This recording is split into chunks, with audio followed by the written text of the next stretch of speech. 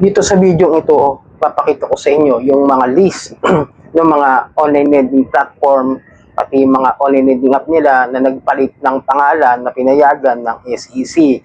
Ano ba't nagpalit ng pangalan? Dahil sa dami ng issue sa kanila at yung mga nakaraang mga reklamo, no?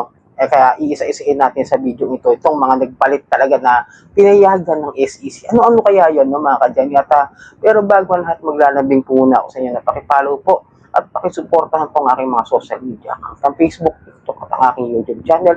Kung nakatulong sa inyo ang video ito, malaking tulong din po ang simpleng pag-like, malaking tulong din po ang simpleng pag-share at para updated po sa mga videos na ginagawa natin dito about sa usapang online lending apps ay pakihit lang po ang notification bell. Disclaimer, hindi po ako nanghihikayat na mangutang kayo dito sa mga online lending apps.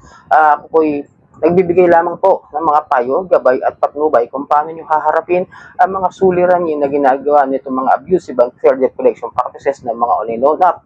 At hindi rin po ako abogado, ako po yung simpleng mamamayan na nagre-report lang din ng mga abusive and fair debt collection practices na ginagawa nila. At hindi rin po ako nangungonsinti na huwag magbayad ng utang. Okay, so mga kadyami, ito nung nakaraan ko pa dapat gusto gawin ito kaso nga nauunahan tayo ng ibang mga issue na dapat talakayin. Pero ito, updated ang list of recorded online lending platform ng SEC na pwede at pinayagan mag-operate ng SEC yung mga online lending app at mga online lending platform.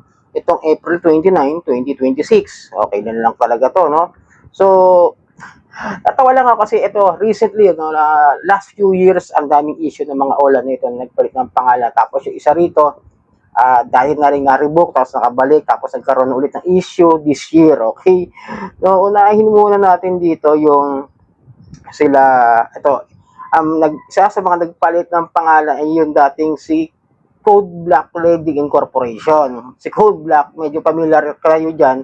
Sasabihin ko sa inyo kung ano yung OLA na yan. Pero yung pangalan nila ngayon, ay Ethereum Lending Incorporation under the name of Bilis Cash, Pesoki at Sure Peso. Pero sa Play Store, hindi ko pa siya nakikita. Saka sa ibang App Store, no? Hindi ko pa siya napapansin. Baka nasa ibang mga app store siya maaring i-download yung kanyang mga apps. Pero yung mga OLA nito si Code Black Lending, no? Excuse me.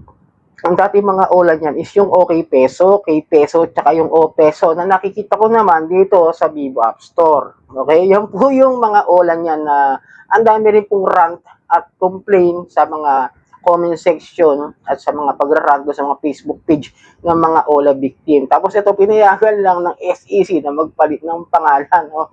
Medyo ano lang, talagang hindi ko magets kung bakit gano'n na ang dami ng issue, nagpalit ng pangalan. Di ba dapat bigyan na ng cease and desist order, yung mga ganyan.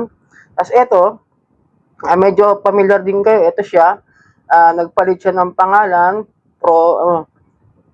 Ngayon siya, pangalan si Astra Fund Lending Corporation. Okay?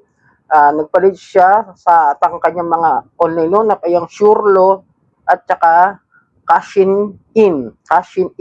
Medyo Cashin In. Parang mahinhin.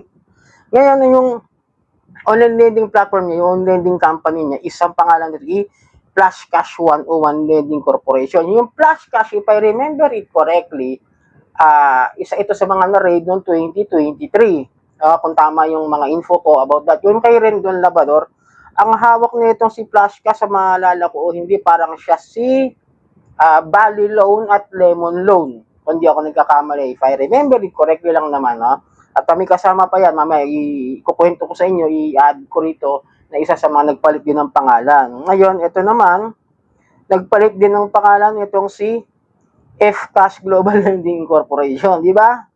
Nagpalit siya ngayon, ang pangalan niya is Go F-Cash Lending Corporation. At yung mga OLA niya ay ito raw, Go Cash, Go F-Cash, Go F-Cash BIP, Go F-Cash Loan. Nagpalit nga siya ng pangalan from Pass Cash at Pass Cash Loan at Pass Loan BIP.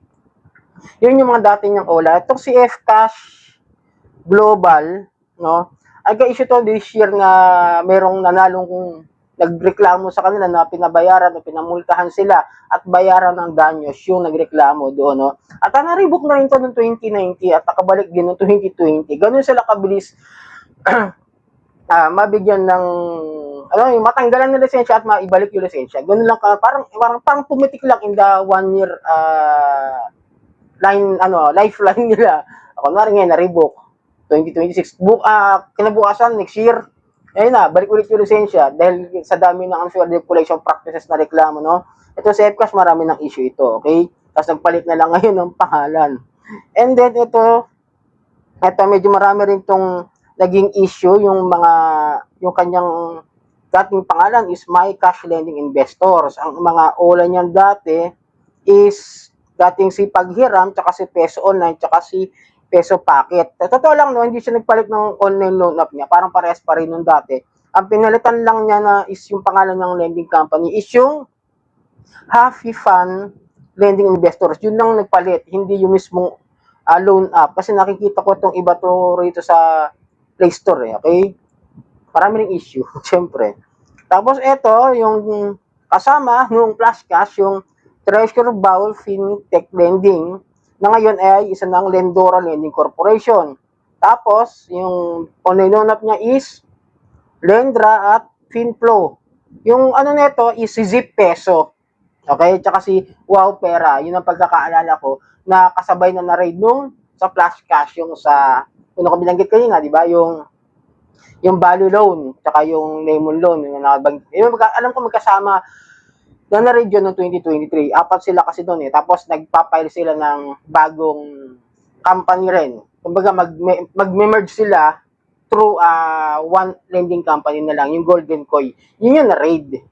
Okay? So yun, in-update ko lang kayo kasi para maging maingat kayo. Na akala nyo, baka isipin nyo, bago yung nakikita nyo sa Play Store, bago yung makikita nyo sa website, bago yung makikita nyo sa mga Facebook pages na nag-aalok ng pautang na gamit yung mga lending companies na yan, yung mga lending apps na yan, baka mabiktima kayo sa sobrang dami ng mga rants, complaints, comments, tsaka yung mga reklamo talaga na as in talagang ang bibigat ng mga sinasampang kaso, yung mga unfair debt collection practices. Burin mo, na-revoke, nakabalik, na-raid, nakabalik, di ba? Actually, yung Flash Cash tsaka yung Treasure Ball, na-raid yun, pero hindi naman umabot sa korte ng husto talaga eh. Kumbaga, parang na-raid lang, kasi yung mga nagreklamo, hindi na nag-follow up, kaya nangyari, dismiss kagad. Unlike do sa Easy Peso, talagang hindi nakabalik ngayon, no? Yung na-raid, tapos na umakyat talaga sa korte. Ang problema lang, ayun na naman, same situation, yung mga nagreklamo, hindi na umatin sa mga hearing. Kaya nangyayari, nadi-dismiss. O kaya naman, nakakalaya lang din yung mga agent at nakakabalik sa operation yung mga online loan. Yan. Kaya lagi kong papaalala sa inyo, no? Bago kayong mangutang, tandaan niyo kung yan ay nakasama sa list of recorded online lending platform ng SEC. Search nyo lang naman dyan sa Google, ang dali naman pong hanapin at i-search. Tapos, pag nakita nyo may mga issue sa mga gumagawa ng video, kagaya ko, ng ibang mga ula vlogger, tapos maraming background history na maraming problema, maraming complaint, huwag nyo nang utangan. Kasi, imbes na magkatulong sa inyo, baka mas lalo nang sumakit ang mga ulo ninyo. Kaya sana nakatulong update ko. Maraming po salamat sa ulitin.